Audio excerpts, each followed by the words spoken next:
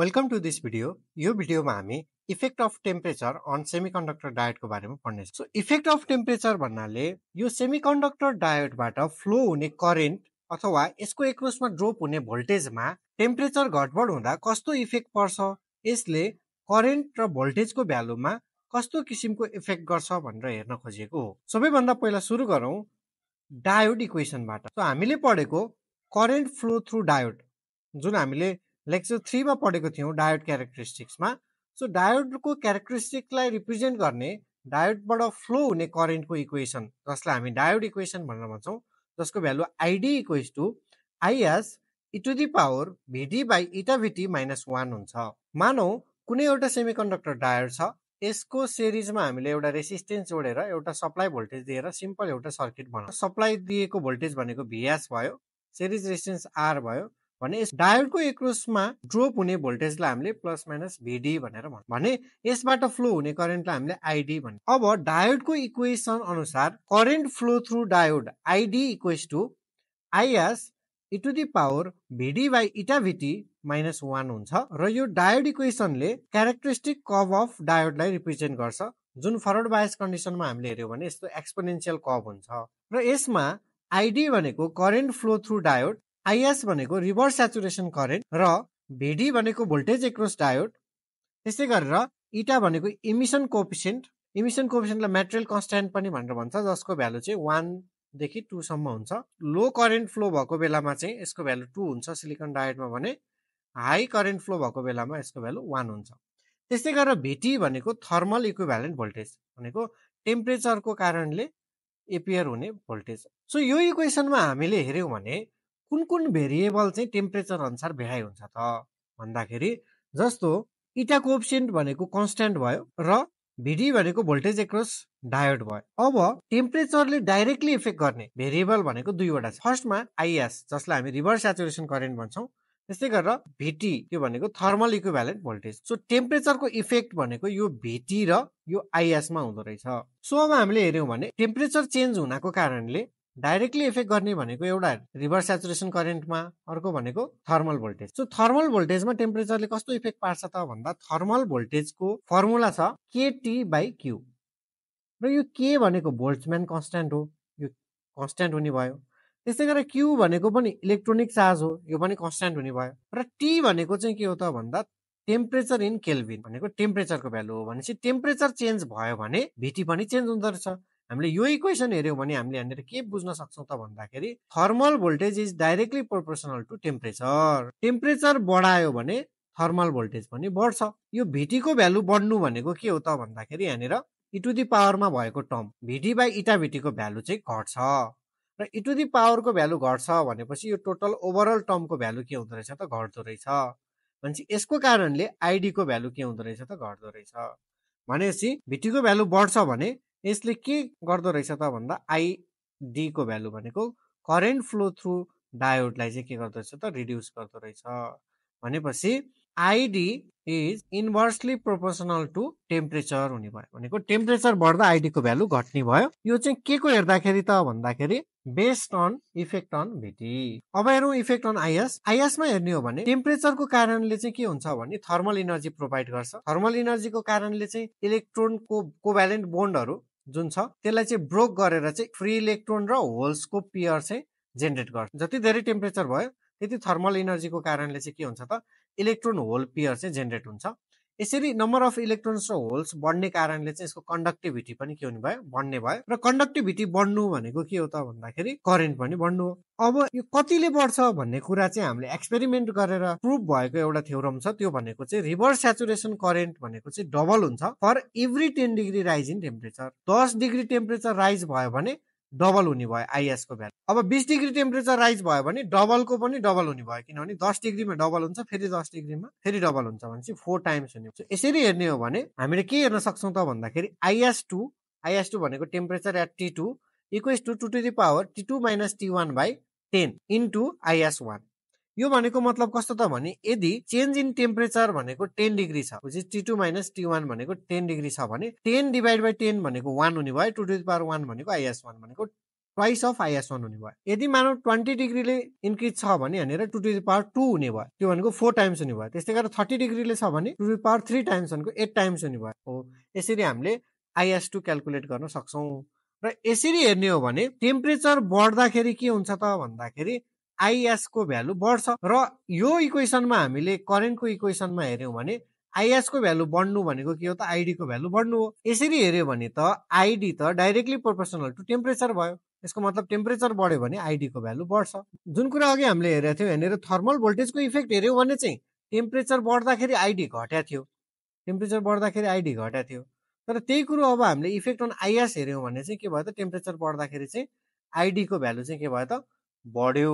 भनिसकेपछि एउटाको इफेक्टले घटायो, एउटाको इफेक्टले चाहिँ बढायो। ओभरअलमा के हुन्छ त टोटल इफेक्ट, रिजल्टेन्ट इफेक्ट भनेको चाहिँ हामीले कुनको इफेक्ट बढी हुन्छ त, इफेक्ट अन VT बढी हुन्छ कि इफेक्ट अन IS बढी हुन्छ त भन्दाखेरि चाहिँ यदि सेम डिग्री टेम्परेचर बढाइएको छ भने जति इफेक्ट अन VT को कारणले चाहिँ जति ID मा चेन्जेस आउँथ्यो त्योभन्दा बढी चेन्जेस चाहिँ के हुन्छ भने त्यति नै टेम्परेचर बढाउँदाखेरि चाहिँ IS को इफेक्टको कारणले चाहिँ ID मा जति चेन्ज आउँछ त्यो चेन्ज भनेको चाहिँ बढी हुन्छ। त्यसको मतलब हामीले इफेक्ट अन ID हेर्यौं भने due to effect on VT चाहिँ कम हुन्छ, due to effect on IS चाहिँ बढी हुन्छ। त्यसकारणले रिजल्टेन्टको कुरा गर्ने हो भने चाहिँ ओभरअलमा टेम्परेचर बढ्दाखेरि ID को भ्यालु पनि बढ्छ।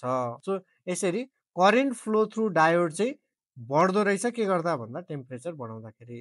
सो यसरी टेम्परेचरको इफेक्ट हेर्यो भने टेम्परेचर बढ्यो भने ID को भ्यालु पनि बढ्ने भयो, टेम्परेचर घट्यो भने ID को भ्यालु पनि घट्ने भयो। सो अब हेरौं अर्को एउटा टर्म छ नेगेटिभ टेम्परेचर कोएफिसिएन्ट भन्ने। अब नेगेटिभ टेम्परेचर कोएफिसिएन्ट भनेको चाहिँ के हो त भन्दाखेरि change in voltage across diode. जुन हामीले डायोडको एक्रसको भोल्टेज VD को कुरा गरेका थियौं, यो भोल्टेज एक्रस डायोड चाहिँ कतिले चेन्ज हुन्छ त के को आधारमा भन्दाखेरि per unit change in temperature. Temperature चाहिँ 1 डिग्री चेन्ज हुँदाखेरि कतिले भोल्टेज चेन्ज हुन्छ। जेनरली भोल्टेज एक्रस डायोड भनेको हामीले 0.7 मान्ने 0.7 भोल्ट मान्ने गरेका छौं र यो 0.7 भोल्ट ठ्याक्कै कन्स्ट्यान्ट हुँदैन किनभने टेम्परेचर भेराइ गर्दाखेरि यसको एक्रसको भोल्टेज पनि भेराइ हुन्छ। र यो 0.7 भनेको चाहिँ कसरी आएको भोल्टेज हो त भन्दाखेरि पिएन जंक्सन डायोडमा जुन यो डिप्लिसन लेयरले गर्दाखेरि जति भोल्टेज छेक्छ त्यसलाई हामी ब्यारियर पोटेन्शियल पनि भन्छौं, त्यो भनेको 0.7 भोल्ट हो। र जब टेम्परेचर चाहिँ हामीले बढाउँछौं अथवा थर्मल इनर्जी चाहिँ यहाँ भएको इलेक्ट्रोनले पाउँछ, यहाँ रिकम्बाइन गरेर बसेको जुन इलेक्ट्रोन होलको रिकम्बिनेसन गरेर बसेको आयोनहरु छ थर्मल इनर्जीको कारणले चाहिँ ब्रेक भएर फ्री इलेक्ट्रोन्स र होल्सहरु चाहिँ जेनेरेट हुन्छ। र यो गर्नको कारणले चाहिँ के हुन्छ भन्दा इलेक्ट्रोनको मोबिलिटी बढ्छ र यसको ब्यारियर पोटेन्शियल के हुन्छ त घट्छ। र ब्यारियर पोटेन्शियल घट्नु भनेको चाहिँ यसको एक्रसमा ड्रोप हुने भोल्टेज घट्नु हो। त्यो कारणले टेम्परेचर बढ्यो भने राइज इन टेम्परेचरको कारणले चाहिँ भोल्टेज एक्रस डायोड भनेको चाहिँ घट्छ किनभने कन्डक्टिभिटी बढ्छ। यदि हामीले यसलाई फर्मुलाबाट हेर्ने हो भने नेगेटिभ टेम्परेचर कोएफिसिएन्ट किन भन्यो त भन्दा टेम्परेचर बढाउँदा भोल्टेज घट्ने भएर नेगेटिभ इफेक्ट देखिने भयो, त्यही भएर नेगेटिभ टेम्परेचर कोएफिसिएन्ट भन्यो। र यसको भ्यालु कति हुन्छ भन्दाखेरि चाहिँ अब change in voltage across diode divide by change in temperature र यसको युनिट भनेको मिलिभोल्ट पर डिग्री सेन्टिग्रेडमा मेजर गर्न सकिन्छ। र जेनरली हामीले सेमिकन्डक्टर डायोडहरुमा हेर्यौं भने चाहिँ एनटीसी को भ्यालु भनेको चाहिँ -2 मिलिभोल्ट पर डिग्री सेन्टिग्रेड हुन्छ। र यो माइनसले के इन्डिकेट गर्छ त भन्दाखेरि टेम्परेचर बढायो भने भोल्टेजको भ्यालु चाहिँ घट्छ भनेर इन्डिकेट। जस्तो एक्जाम्पलको लागि T1 is greater than T2 छ भने V1 is less than V2 हुन्छ। र अब यसको इफेक्टलाई हामी क्यारेक्टरिस्टिक कर्वबाट पनि हेरौं। अब क्यारेक्टरिस्टिक कर्व भनेको हामीले current flow through diode versus voltage across diode plot गर्छौं र हामीले सिम्पल एउटा रुम टेम्परेचर मानौ temperature T equals to 20 degree centigrade छ, रुम टेम्परेचर छ भने यसलाई मानेर हामीले डायोडको क्यारेक्टरिस्टिक प्लट गर्ने हो भने चाहिँ सिम्पल फरवर्ड बायसमा के हुन्छ त सुरुमा भोल्टेज बढाउँदै जाँदाखेरि खासै करेन्ट बढ्दैन र जब थ्रेशोल्ड भोल्टेज पुग्छ त्यसपछि साफली इन्क्रिज हुन थाल्छ। रिभर्स बायस कन्डिसनमा चाहिँ डिप्लिसन लेयरको विड्थ वाइड हुने भएको कारणले ब्यारियर पोटेन्शियल बढी हुन्छ, करेन्ट फ्लो गर्दैन। तर माइनोरिटी चार्ज क्यारियरको कारणले थोरै लिकेज करेन्ट भन्ने फ्लो हुन्छ र त्यसलाई देखाउने हो भने थोरै लिकेज करेन्ट जसको भ्यालु चाहिँ कन्स्ट्यान्ट हुन्छ त्यो फ्लो हुने भयो। र सर्टेन ब्रेकडाउन भोल्टेज सम्म चाहिँ करेन्ट फ्लो खासै हुँदैन र ब्रेकडाउन भोल्टेज पछि चाहिँ हाई करेन्ट फ्लो हुन्छ। र यो क्यारेक्टरिस्टिक कर्व हामीले लेक्चर 3 मा पनि हामीले हेरेका थियौं। पहिला यदि यो हेर्नु भएको छैन भने त्यो लेक्चर 3 को भिडियो पनि गएर हेर्नु होला। र अब यदि हामीले टेम्परेचरमा राइज गर्ने हो भने चाहिँ के इफेक्ट हुन्छ त ल मानौ टेम्परेचरको भ्यालु चाहिँ T को भ्यालु चाहिँ अब कति भयो त भन्दाखेरि मानौ 50 डिग्री सेन्टिग्रेड भने अब टेम्परेचर बढाउँदा हामीले के भनेका छौँ भन्दाखेरि करेन्टको भ्यालु बढ्छ भनेका छौँ, ओभरअलमा आइडीको भ्यालु बढ्छ। र जस्तो मानौ यो पोइन्टमा मैले भोल्टेज हेरेँ, मानौ भिडीको भ्यालु चाहिँ अहिले कति छ त भन्दाखेरि यति छ, इक्जाम्पलको लागि 0.65 भोल्ट छ भने यो बेलामा अहिले करेन्टको भ्यालु कति छ त भन्दाखेरि यति होला, यो करेन्ट आइडी फ्लो भएको छ भनेर मान्नु। अब यदि टेम्परेचर बढ्यो भने त अघि जति करेन्ट फ्लो भएको थियो त्योभन्दा अब बढी फ्लो हुनु पर्यो कि परेन, भन्दा पर्यो। भनेपछि यही भोल्टेज एप्लाई गरेको बेलामा, मतलब भोल्टेज एक्रोस डायोड यही भएको बेलामा अब करेन्टको भ्यालु अघि यति थियो भने अब यो भन्दा बढी हुनु पर्यो।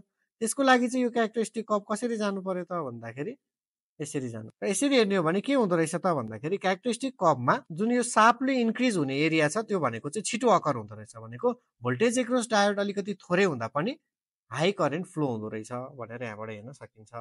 त्यस्तै गरेर हामीले टेम्परेचर घटायौँ, टेम्परेचर घटाएर टी इक्वल्स टु हामीले मानौ 0 डिग्री सेन्टिग्रेड बनायौँ भने के हुन्छ त्यतिखेर अब करेन्टको भ्यालु पनि घट्ने भयो। करेन्टको भ्यालु घट्नको लागि अब अझै के हुनु पर्यो त अहिलेको भन्दा तलबाट भनेको यो बाहिरपट्टिबाट कर्व जाने भयो। भनेपछि यो टी इक्वल्स टु 20 डिग्रीमा बिचको हो भने टी इक्वल्स टु 0 डिग्रीमा यो भयो, टी इक्वल्स टु 50 डिग्रीमा यो हुन्छ। त्यही कुरो अब रिभर्स बायस कन्डिसनमा हेऱ्यौँ भने अब के बुझ्न सक्छौँ त भन्दाखेरि यो करेन्ट भनेको के हो त भन्दा रिभर्स स्याचुरेसन करेन्ट, जुन चाहिँ लिकेज करेन्ट पनि भन्नु। अब आइएस को भ्यालु के हुन्छ भनेको छौँ भन्दाखेरि टेम्परेचर बढ्यो भने 10 डिग्री राइजमा त डबल हुन्छ भनेको छ। अब यो मानौ 20 डिग्रीमा हो भने अब हामीले यो 50 डिग्री टेम्परेचरको केस हेऱ्यौँ भने अब यहाँनिर त टेम्परेचर चेन्ज 30 डिग्रीले भएको छ। यदि चेन्ज इन टेम्परेचर भनेको 30 डिग्री सेन्टिग्रेड छ भने अब IS2 भनेको 2 to the power 30 change in temperature divide by 10 into IS1 गर्दाखेरि त यो त के हुने भयो 8 टाइम्स IS1 हुने। पहिला यो जति भ्यालु थियो त्यो भन्दा अब 8 टाइम्स बढ्ने भयो भनेपछि अब लिकेज करेन्ट पनि के हुने भयो त टेम्परेचर बढाउँदा बढ्ने भयो। र यो टेम्परेचरको इफेक्टको कारणले चाहिँ अब यो ब्रेकडाउन भोल्टेज जति छ,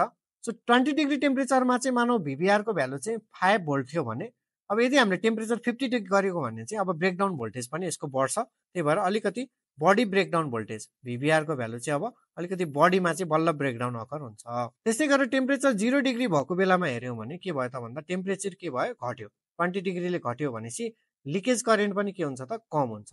लिकेज करेन्ट कम हुन्छ भनेपछि अब यो चाहिँ लगभग एकदम नेग्लिजिबल लिकेज करेन्ट हुन्छ। र अब लिकेज करेन्ट चाहिँ कम हुन्छ तर ब्रेकडाउन भोल्टेज भने अघि जतिमा ब्रेकडाउन भएको थियो त्यो भन्दा कम भोल्टेजमा चाहिँ ब्रेकडाउन अकर हुन्छ। सो यसरी हामीले हेऱ्यौँ भने यो 0 डिग्री सेन्टिग्रेडमा सबभन्दा छिटो ब्रेकडाउन अकर हुन्छ र 20 डिग्रीमा त्यो भन्दा बढी भोल्टेज चाहिन्छ। त्यस्तै गरेर 50 डिग्री सेन्टिग्रेडमा हेऱ्यौँ भने त्यो भन्दा अझै बढी ब्रेक हुन्छ। अब यसलाई हामीले समराइज गर्ने हो भने हामीले के बुझ्न सक्छौँ त भन्दाखेरि टेम्परेचर बढ्यो भने आइडी को भ्यालु पनि बढ्दो रहेछ। त्यो भनेको मतलब एउटै भोल्टेज एप्लाई गरेछ भने पनि करेन्टको भ्यालु के भयो त जुनको टेम्परेचर हाई छ त्यसमा चाहिँ करेन्टको भ्यालु के हुने भयो त हाई हुने भयो, यसमा हाई हुने भयो। सो त्यस्तै गरेर लिकेज करेन्ट पनि के हुँदो रहेछ त हाई हुँदो रहेछ, भनेको रिभर्स स्याचुरेसन करेन्ट पनि के हुँदो रहेछ बढ्दो रहेछ। र अर्को भनेको के हुँदो रहेछ त ब्रेकडाउन भोल्टेज VBR को भ्यालु पनि के हुँदो रहेछ बढ्दो रहेछ। सो यसरी हामीले इफेक्ट अफ टेम्परेचर चाहिँ सेमिकन्डक्टर डायोडमा कस्तो हुँदो रहेछ भनेर हेर्छ। त्यही कुरालाई हामीले जस्तो न्युमेरिकली पनि हामीले हेर्न सक्छौँ। जस्तो यदि reverse saturation current for diode भनेको चाहिँ 5 न्यानो एम्पियर छ एट टेम्परेचर 35 डिग्री सेन्टिग्रेड भने अब यसको रिभर्स स्याचुरेसन करेन्ट चाहिँ 235 डिग्री सेन्टिग्रेडमा कति हुन्छ भनेर सोध्यो भने हामीले सिम्पल अघि युज गरेको formula IS2 equals to 2 to the power T2 minus T1 divide by 10 into IS1 use गर्न सक्छौँ, जहाँ चाहिँ T2 भनेको भ्यालु कति छ 235 भयो, T1 भनेको कति छ 35 छ, IS1 भनेको कति छ 5 न्यानो ampere which is equals to 5 into 10 to the power minus 9 ampere भयो। सो यसरी भ्यालु राखेर हामीले क्याल्कुलेट गर्ने हो भने IS2 को भ्यालु चाहिँ कति आउँदो रहेछ त भन्दा 5.24 into 10 to the power minus 3 ampere आउँदो रहेछ। सो यसै गरेर हामीलाई इक्जाम्पलको लागि आइडी को भ्यालु पनि कति हुन्छ भनेर सोध्यो भने चाहिँ अब आइडी को भ्यालु भनेको त के हो IS e to the power VD by eta VT minus 1 हो हैन। अब माइनस 1 लाई चाहिँ हामीले इग्नोर गर्न पनि सक्छौँ। अब VD को भ्यालु गिभन हुन्छ, अब त्यो केसमा के चेन्ज हुन्छ त भन्दा यो IS को भ्यालु नयाँ IS को भ्यालु हाल्नु पर्यो र यो VT को भ्यालु पनि हामीले VT equals to KT by Q use गरेर निकाल्नु पर्यो, जसमा चाहिँ K भनेको बोल्ट्जम्यान कन्स्ट्यान्ट भयो, Q भनेको इलेक्ट्रिक चार्ज भयो र T भनेको टेम्परेचर इन केल्भिन। यो भनेको चाहिँ जुन डिग्री सेन्टिग्रेडमा दिएको छ त्यसमा चाहिँ प्लस 273 गरेर केल्भिनमा कन्भर्ट गरेर भ्यालु सब्स्टिट्युट गर्नु पर्यो। र अब यो VT को भ्यालु पनि राख्यौँ र नयाँ IS को भ्यालु पनि राख्यौँ भने हामीले त्यो टेम्परेचरको लागि आइडी को भ्यालु पनि क्याल्कुलेट गर्न सक्छौं। ल यस भिडियोमा हामी यति नै पढ्छौं। बाँकी कुराहरू नेक्स्ट भिडियोहरुमा आउने नै छन्। Thank you for watching this video.